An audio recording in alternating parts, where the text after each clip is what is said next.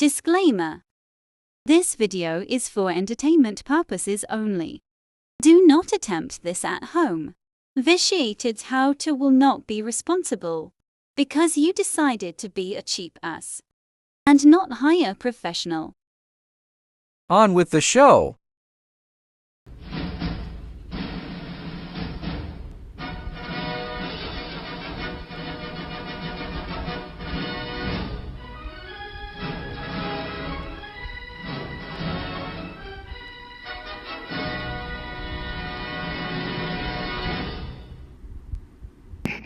Okay, now that you've sorted out the kind of RV you want, how much you're willing to spend, and what you kind of are looking for, we're going to get more in depth into what you're looking for.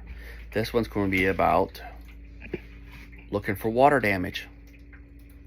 How do you tell? Well, these ceilings are really kind of shitty put together. So with that being said, you can tell with that just by looking at the ceiling. You can tell if there's a little damage here or there or whatever, because this is mainly about water damage or leakage throughout the RV, because there's going to be a lot to this playlist that I have found. So there's that.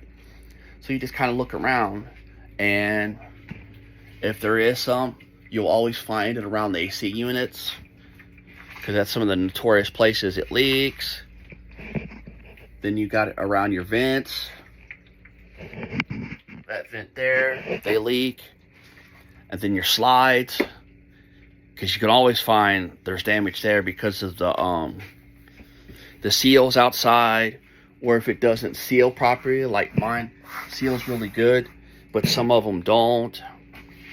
And then you can kind of look, see the carpet's gone now because it flooded because of something else. But you always see like kind of water damage here. You always see it there. Kind of look around there. And then one of the biggest things to find, if your tanks have been leaking, it's more water damage. If your tanks have been leaking in any shape, form, or fashion, the underbelly will be sagging. And then you'll get dealers, because this is a funny one for me, you'll get dealers saying, oh, just the clips broke. Nope. Clips didn't just break, because the way it is up under there may not be. I've been underneath them, and the way that the underbelly is put on, it's pretty damn thick and sturdy. It'll sag a little. A little. But if it's sagging to where it's touching the axle, yeah, it got wet. Big time got wet. Or if you're looking under there, and the underbelly, there's two different types of underbelly under there. You got what it originally came with and what somebody put afterwards. That's a good tall tale sign that your tanks are leaking, or it had water damage some point in time, somewhere, somehow, someplace. Yeah, so then that gives you a way that you can work around and some money. Another thing is, check for leaks in some of the non-known areas that people don't really think you'll look. Shower. Prime example of shower.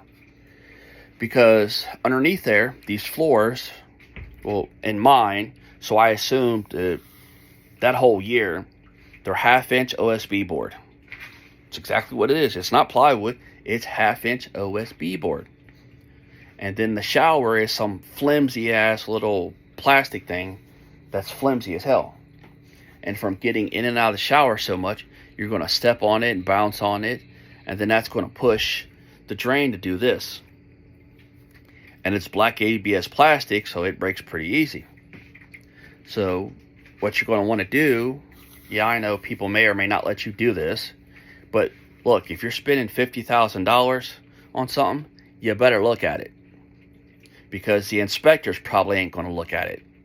If you can get an inspector, depending on how much it costs for the RV, if it's $100,000, you pay an inspector to come look, and then you find out what they're going to look at, and then you look at what they don't. Then you climb up in the little compartments, the little walls that are up underneath there, to get to your the shower drains and different shit like that, your hot water heater behind it, you check all that, because that's all notorious for leaking. All of it. Because the nipple behind the hot water heater will rust, or you'll get the drain to where it's flimsy, and then it ends up breaking because kids get in and out of it, pouncing on it and shit. There's all kind of things. Give me a second.